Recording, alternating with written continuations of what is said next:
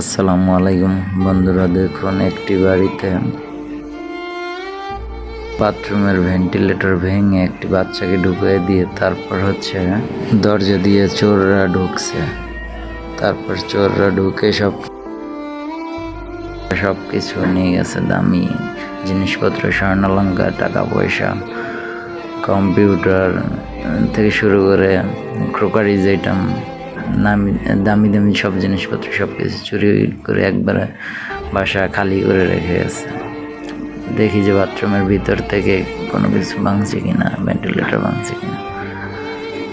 এটা ঠিক আছে, এটা না, কিন্তু ওই পাশে রান্নাঘরের পাশে বাথরুম ভেন্টিলেটর ভেঙে তারপর ঢুকে গেছে।